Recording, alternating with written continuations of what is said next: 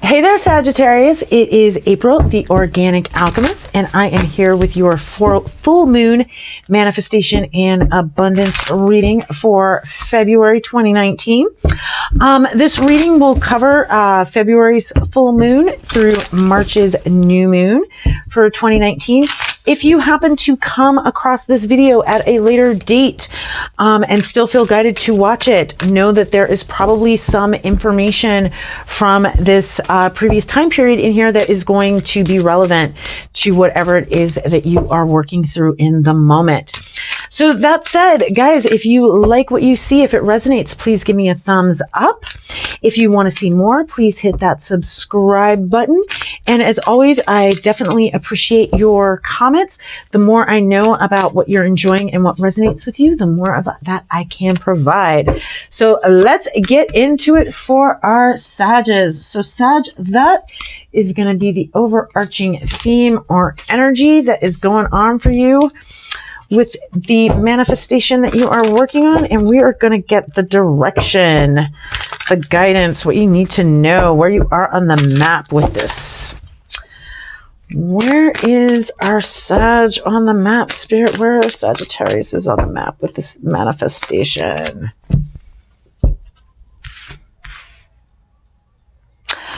All right. So I need to take a quick sip of water and a quick jug of coffee. And we're going to get right into it, Sagittarius. Okay. So right now you are at an impasse. It is time to reflect and redirect your energy. Now you also have, what is this? The magical, I love this card. The magical map shifter. So you have the ability to shift the whole map right now. So you are in a place of making sure that you take the time to reflect and redirect the energy. Now you can do this, but you're not. And I think you're not because you're kind of stuck in, and we'll see as we go through. But what I'm getting is that there's a place that you're stuck in needing this to go forward, that you're not reflecting and redirecting. And so that is like, you're not able to change the map because you're kind of stuck with where the map is. You're kind of fixated on taking this particular route, so to speak. So you are focused on the manifestation coming about by you doing the actions that you have been doing, and Spirit is telling you no, it's telling you that you can literally, the magical map way shifter, the magical way shifter, map shifter, whatever it is, like being able to magically shift the map to match what you needed to match, lets you know that whatever it is that you are trying to manifest, you can manifest. You just the way that you're going about it is it's not going to work. So let's see how this energy is showing up in our Sag's reality. How is this information? How is this manifestation? How is this all showing up? So there are some hostilities going on. So I don't know if, this may be in a relationship where, there are hostilities coming up. This may be in a project or at work or with family members. But yeah, you're being told to redirect. If you do take the time to redirect, I really do, we'll see what other work that you need to do to kind of flip this magical map shifter around. But I know that some of it's going to be processing through whatever these hostilities are related to. So let's see how this is showing up in our Sagittarius's everyday life experience. The cards just doing their own thing, y'all. Oh my goodness. All right. How is this showing up from a Sag Spirit? What do you want to show them? How's this showing up in their life? How is this showing up in their life, Spirit? Okay, yeah. All those cards are not useful for you. And neither are all of those cards. But they all wanted to come out.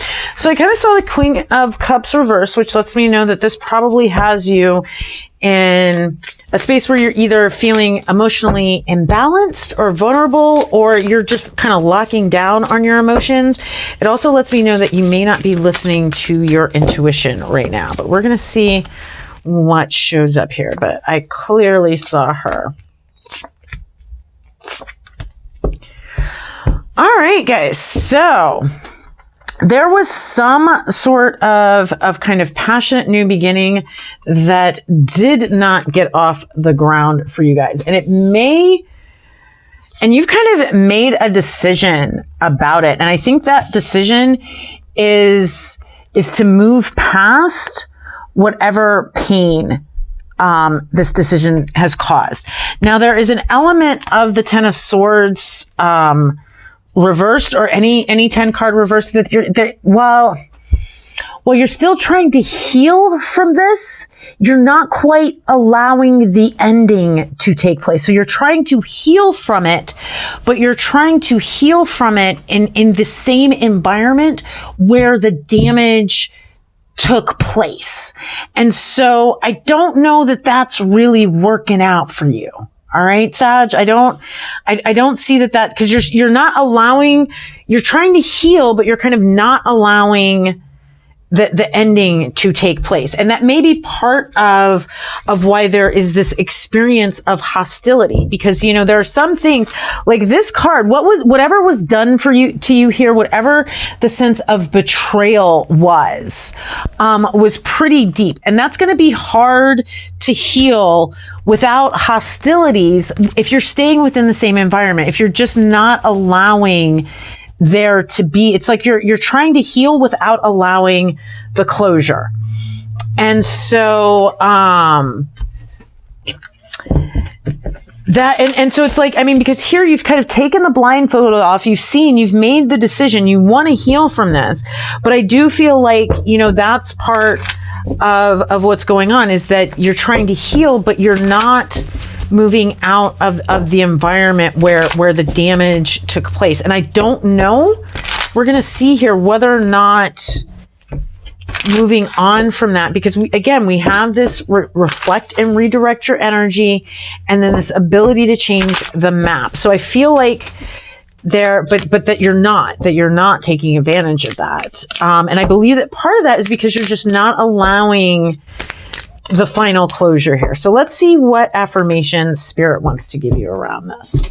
And then we're going to see what the direct message is from your guides. And so hopefully that will give us a little bit more insight into what is happening here.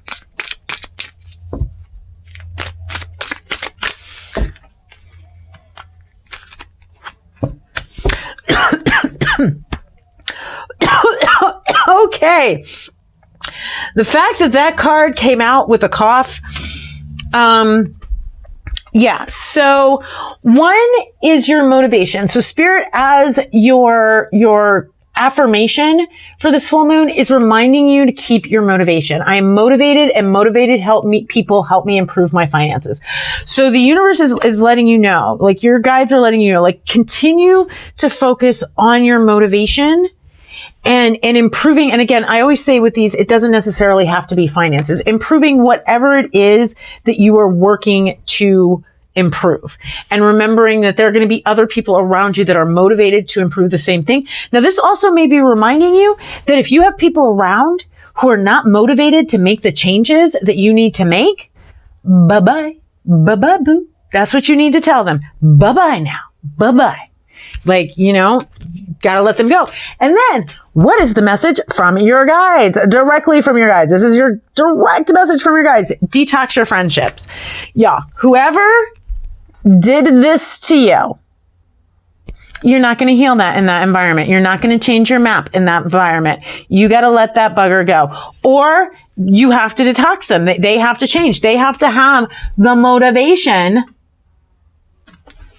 to make the changes so that you guys can actually move forward. Because if that person doesn't have that motivation, you're not going to heal it sitting in that environment. If they don't have the motivation to change, to do better, to make the relationship or the working situation or whatever, or family situation, whatever it might be, if they don't have the motivation to make that better, if they're not working with you on this, it's not going to happen. And you need to detox that fool right on out your business. Okay? Now, you don't necessarily have to detox them right on out your life. Like, you know, there are people that we keep in our lives that are toxic as hell, but we love them and we're like, yeah, I keep you, boo. I keep you way the heck over there. Okay, you need to stay over there, boo-boo. I'm gonna send love. I'm holding space for you to find your way. Get on over there in your corner. All right. And so that may be what you need to do with this person. Like, I'm feeling that it's going to be hard for you to let this person go completely. Like, this may be one of those relationships that you can't necessarily let go, but you got to really like redirect, remove yourself from that environment, I think is a lot of what you're being told, and really do some detoxing there and making some changes that are going to benefit you. Oh, interesting. Oh, was someone sharing information with y'all for their own purposes? Like, were you guys getting used?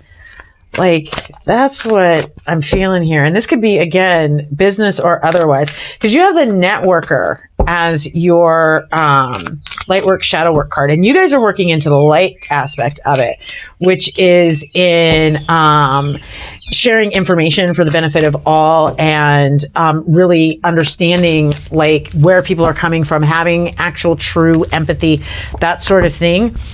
But I feel like you guys have really been working or been around some people who have been kind of stoking fear, and like the type of people who stoke your fears instead of, you coming to them with what you're trying to manifest and them, helping you work through your fears. Well, I know you fear that, but what about this? They've like devil's advocated you to death, and they're doing it from a very selfish standpoint. They're not really doing it to help you. And so again, this may be something that you projected out. This may be your thoughts, because again, I'm getting, the card I'm getting for you guys is surrender your fear, but we do have detoxify friendship. So some of this you have projected out, and some of this you have externalized into other people in your life. So for your shadow work, light work, we have the networker, which, like I said, that is really working into like, really sharing information for and energy even for the benefit of everyone. So it's not this kind of selfish sense of networking or this manipulative sense of networking. And it's really moving into that place where you really start to have a genuine empathy and an understanding of the social dynamics and the social effects of all the different things that are going on around you and how that affects your community.